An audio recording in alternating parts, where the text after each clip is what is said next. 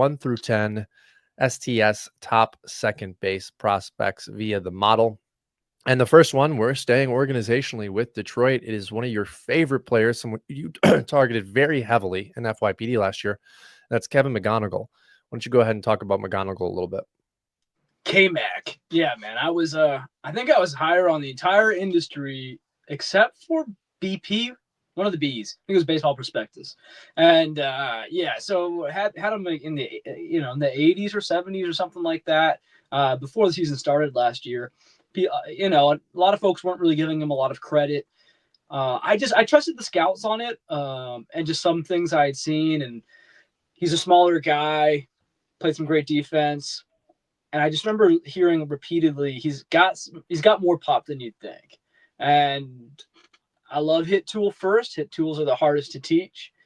So if you already have a guy with elite hit tool with sneaky pop and he's willing to run, then he came in and he gave us a little glimpse of it in his pro debut.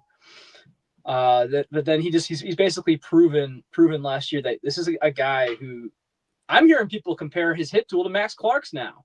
And Max Clark, I think Max Clark will have a 300 season. I think McGonigle will have a 300 batting average season. Now, interesting, talking with Chris Clegg, and some other people, they've seen Kevin McGonigle. They think the 5'10" listed height is fairly generous. So that's interesting. It does affect my thoughts a little bit, but I'm hearing from more and more people that pop, the EVs we're seeing in the minor leagues back in 2024, we're going to be, if anyone's listening to this in 2025, all the way back in 2024, the EVs are showing that the scouts were onto something is where I'm getting at here. I think that K-Mac is going to be a top of the order guy. I don't think he has lightning speed, but he's willing to run and he has the knack for it.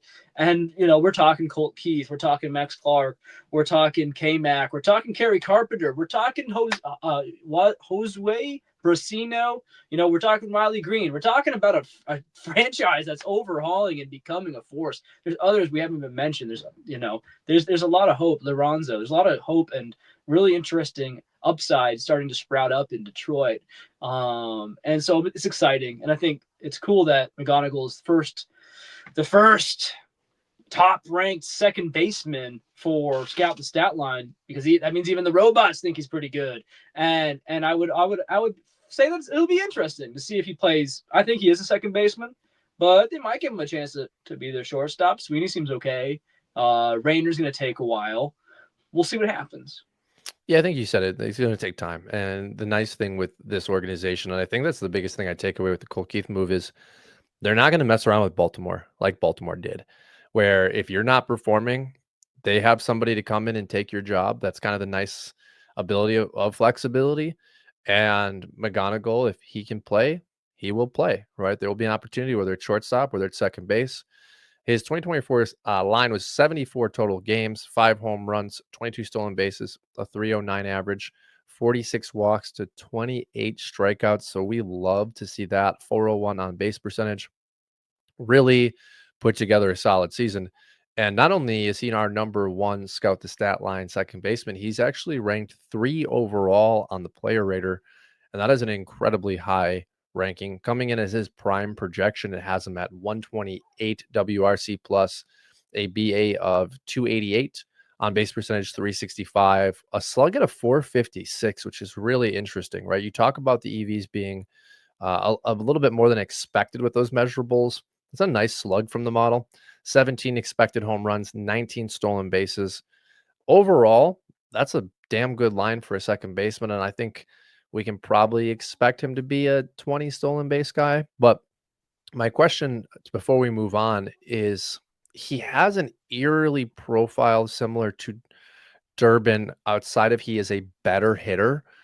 And I could see them being similar players with McGonigle maybe being more of a regular. How do you think his profile translates to Caleb Durbin? Yeah, that's a funny thing. I've been wondering that myself. People kind of laugh at the Durbin hype, or maybe they just find it interesting that I'm going so nuts over Caleb Durbin. But the big difference would be the age, I guess. It took Caleb Durbin longer to figure out how to play. But yeah, I mean, I do wonder that. Like, I think Jett Williams, Kevin McGonigle, these are some shorter guys who, Caleb Durbin, I think very well. I think there's actually a chance he could be the most valuable out of all these guys, but that's not really an insult to Kevin McGonigle as much as it is a compliment to Durbin. We will not make this another Durbin show. So I will just say that, yeah, I think McGonigle has that kind of. I actually think McGonigle isn't going to steal as many bases as Durbin. Yep. But I do think McGonigle, his EVs appear to be much better. So that's actually really important to note, by the way. So I think like McGonigle, we could see a 20 home run season from him. I don't think we're ever going to see that from Durbin. I think he's more of a 15 cap kind of guy.